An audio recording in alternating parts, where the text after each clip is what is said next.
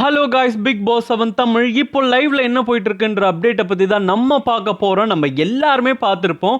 இப்போ third promo release ஆயிருந்துச்சு. அதில் Purnima entry கொடுத்துருந்தாங்க. பூர்ணிமா என்ட்ரி கொடுத்து எல்லாரை பற்றியுமே சொல்லியிருந்தாங்க. முக்கியமான ஒரு விஷயம், விஷ்ணுவை பற்றி கிழிச்சு தொங்க விட்டுருக்காங்க. பயங்கரமான ஒரு சம்பவம் நடந்திருக்கு அப்படின்னு தான் சொல்லணும். என்னாச்சு அப்படின்றத இந்த வீடியோவில் நம்ம இப்போ ஃபுல்லாக பார்க்கலாம். பூர்ணிமா இப்போது தேர்ட் ப்ரோமோவில் வந்திருந்தாங்க. தேர்ட் ப்ரோமோவில் வந்து என்ன பண்ணியிருந்தாங்க அப்படின்னா, ஒருத்தரை பற்றி ரொம்ப ஸ்வீட்டாக வந்து எல்லாத்தையுமே சொல்லியிருந்தாங்க. அதாவது உங்கள் ஃப்ரெண்ட்ஸ் கிட்ட ஃபஸ்ட்டு பேசுங்க அப்படின்னு கமல் சார் சொன்ன உடனே ஒருத்தராக பார்த்து எல்லாருக்கிட்டே பேசினாங்க.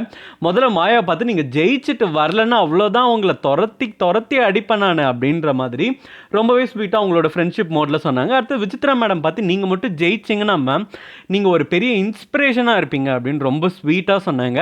அதுக்கப்புறம் மணியை கிண்டல் பண்ணாங்க, என்ன உனக்கு முன்னாடியே நான் பண்ணப்படி தூக்கிட்டு போயிட்டேனா அப்படின்னு. அதுக்கப்புறம் வந்து அர்ச்சனாவை பார்த்து டைட்டில் வின்னர் அச்சு அப்படின்ற மாதிரி சொன்னாங்க.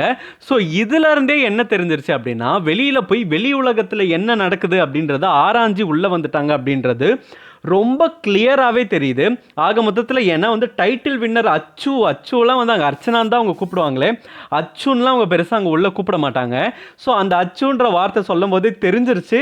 அப்போ வந்து லாஸ்ட் வீக் வந்து இவங்க எல்லாத்தையுமே பார்த்துட்டு தான் உள்ளே வந்திருக்காங்க அப்படின்றதுலாம் ரொம்ப கிளியராகவே தெரிஞ்சிருச்சு. அதை தான் இங்கே டினோட் பண்ணி அவங்க சொல்கிறாங்க. என்ன சொல்கிறாங்க அப்படின்னா, அச்சு நீங்கள் தான் டைட்டில் வின்னர் அப்படின்றாங்க. ஐயோ கமல் சார் முன்னாடி சொல்லாதீங்க அப்படின்ட்டாங்க. லாஸ்ட்டாக ஒரு சம்பவம் செஞ்சாங்க. என்ன அப்படின்னா, விஷ்ணுவை பார்த்து ஹாய் காமிச்சாங்க. உடனே விஷ்ணு என்ன சொன்னார்னா, இவங்க என்ன சும்மாவே திட்டுவாங்க, இப்போ சொல்லவா வேண்டும் அப்படின்றாங்க. அதுக்கு நல்லா இப்படி கையை காமிச்சாங்க. டே நீ என்ன பண்ண தெரியுமாடா, நல்ல சம்பவம் பண்ணியிருக்கடா.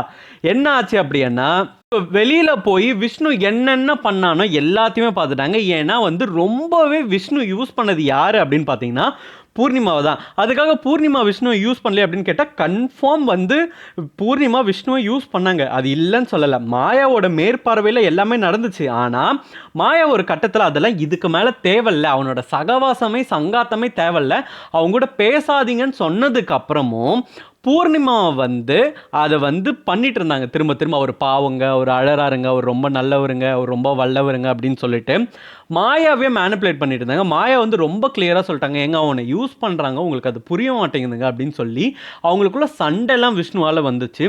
ஆனாலும் வந்து அவ்வளோ நம்பிக்கையாக இருந்தாங்க விஷ்ணு மேலே அவ்வளோ நம்பிக்கை வச்சு அவ்வளோ விஷயங்களை ஷேர் பண்ணாங்க, அவ்வளோ விஷயங்களை சொன்னாங்க. ஆனால் முன்னாடியே பார்த்தீங்கன்னா வந்தப்பவே இவெல்லாம் ஒரு பொண்ணா, இவெல்லாம் இன்னொரு குடும்பத்தில் போய் எப்படி வாழ்வா அப்படின்ற மாதிரி கமெண்ட் பண்ணாரு. ஆனால் அதுக்கெல்லாம் சாரின்னு சொல்லிட்டு ஒரு தடவையும் பூர்ணிமா கூட வந்து ஜாயிண்ட் அடித்தது விஷ்ணு தான்.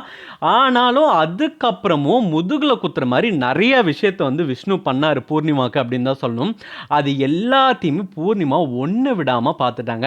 அட்லீஸ்ட் விஷ்ணு மேலே கொஞ்சமாச்சு அந்த பாசம் இருந்துச்சு, கொஞ்சமாச்சு ஒரு ஒரு ஒரு கார்னர் இருந்துச்சுன்னு வச்சுக்கோங்க. ஒரு சாஃப்ட் கார்னர் இருந்துட்டு தான் இருந்துச்சு. வெளியில் போகிற வரைக்குமே விஷ்ணு கிட்ட ஒரு சாஃப்ட் கார்னர் இருந்துச்சு. ஆனால் இப்போ வெளியில் வந்ததுக்கப்புறம் விஷ்ணு இவ்வளோ மோசமானவனா, விஷ்ணு நம்மளை இவ்வளோ யூஸ் பண்ணியிருக்கானா அப்படின்னு சொல்லிட்டு அதை எல்லாத்தையுமே ஸ்டேஜ்லேயே போட்டு உடைக்கிறாங்க. அதுக்கு தான் விஷ்ணு வந்து சொன்னாது, இந்த மாதிரி வந்து அவங்க சும்மாவே என்னை திட்டுவாங்க அப்படின்னு சொன்னப்போ, டே நீ என்னென்ன பண்ணன்றதெல்லாம் நான் வெளியில் வந்து பார்த்துட்டேன், உனக்கு எதுவுமே சொல்கிறதுக்கு இல்லை அப்படின்ற மாதிரி தான் அவங்களோட ரியாக்ஷன் இருந்துச்சு. அவங்க இந்த இடத்துல கண்டிப்பாக பதிவும் பண்ணியிருப்பாங்க.